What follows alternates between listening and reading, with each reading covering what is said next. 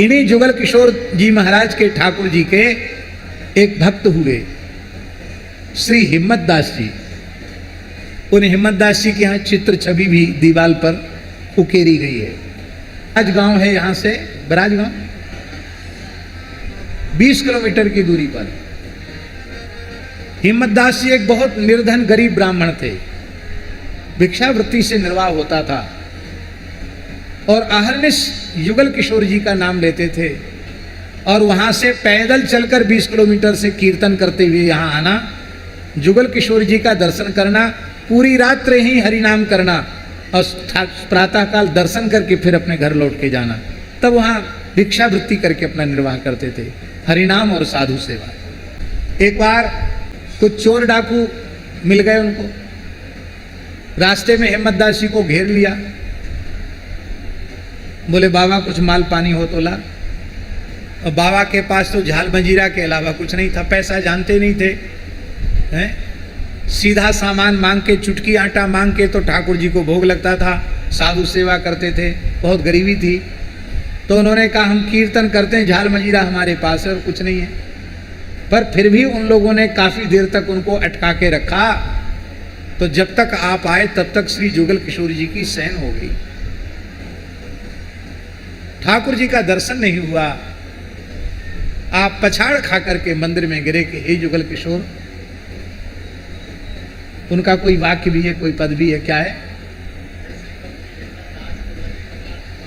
हाँ, ऐसे कपटी हिम्मत दास को लगे कपाट किवाड़। ऐसे कपटी दास को आपने किवाड़ लगा लिए, दर्शन नहीं दे रहे हो। व्याकुल होकर जैसे ही गिरे, अर्धरात्रि के समय जुगल किशोर जी के फाटक खुल गए, युगल किशोर जी का दर्शन हो गया और आप साक्षात्कार युगल किशोर जी का प्राप्त करके पूरी रात आप रुदन करते रहे। सवेरे लोग आए, बोले मंदिर में चोरी हो गई, क्योंकि यहाँ तो पन्ना में जुगल किशोर, मुरलिया में हीरा जड़े हैं, यहाँ का एक भजन है, बहुत गाया जाता है। यहाँ तो हीरों की नगरी है। आज भी ठाकुर जी की ठोड़ी पर बड़ा विशाल हीरा है, जिसकी अद्भुत कांति चमकती रहती है मंदिर में। तो लोगों मंदिर में चोरी हो गई, लेकिन जब देखा तो हिम्मत दास जी प्रेम दशा में मूर्छित पड़े थे। हिम्मत दास जी को तब लोगों ने समझा, इनके लिए ठाकुर जुगल किशोर जी ने अपने द्वार खोल दिए। उन्हीं हिम्मत दास जी के यहाँ एक बार साधुओं की जमात आ गई। अब भिक्षा मांगने गए नहीं थे, अन्य चुटकी चून लाए नहीं थे, घर में छटाक भर भी आटा नहीं था। अपनी पत्नी से उन्होंने कहा कि संत आए हैं, इनको ये पता चल जाएगा कि घर में कुछ नहीं तो ये तो बेचारे चले जाएंगे, तो साधु हमारे द्वार से भूखे चले जाएंगे, कैसे होगा? घर में कुछ हो तो लाओ। उसने कहा स्वामी घर में कुछ नहीं है, आभूषण के नाम पर भी कुछ नहीं है। हाँ, हमारी नाक में ये सोने की एक नथ है, यही है, इसको आप ले जाओ। हिम्मत दास जी उस अपनी पत्नी का एकमात्र स्वर्णाभूषण नथ लेकर के चले गए।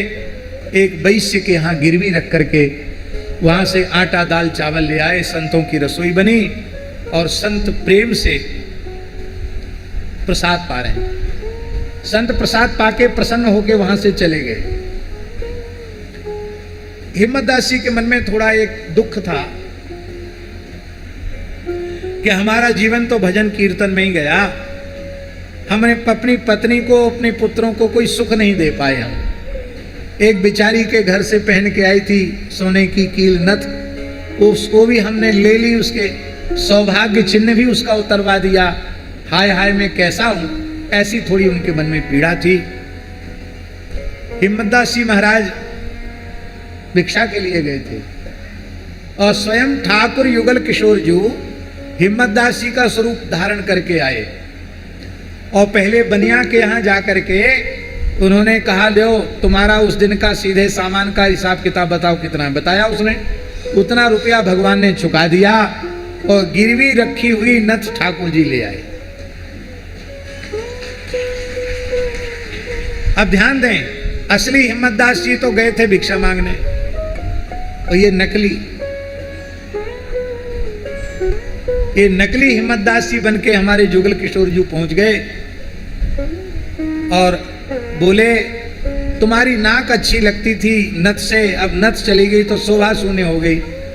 मैं बनिया के यहाँ जाकर के चुका आया हूँ और ये नथ है, नथ पहन लो। तो उनकी पत्नी ने कहा कि हर समय तुमको मजाक ही सूझता है, हंसी सूझती, कि वो जानती थी कि इनके पास इतना पैसा कहाँ से आए जो गिरवी रखी थी चुड़ाला में। उन्होंने कहा नहीं, हम हास परिहास नहीं कर रहे हैं, सच्ची बात है, हम नथ लेके आए हैं, उसका पैसा चुका के आए, मिल गया होगा शायद, कहीं से कोई व्यवस्था हो गई होगी। बोले ठीक है धर दो। बोले धरो नहीं, अभी पहनो। तो वो गोबर से लीप रही थी चौका, गोबर से लीप रही थी वो। उसने कहा ऐसे भिड़े हुए हाथ हैं गोबर से, हम क्या करें? तो हाथ धो। बोले नहीं नहीं अभी पहनो। तो उसने कहा पहना दो। तो हमारे हाथ तो गोबर में सने, पहना दो। तो नकली हिम्मत दासी ने नाक में नथ पहनाई, असली हिम्मत दासी तो भिक्षा मांगने गए। नकली हिम्मत दासी समझे जुगल किशोर जी। अब नथ पहनाकर ठाकुर जी भीतर चले गए।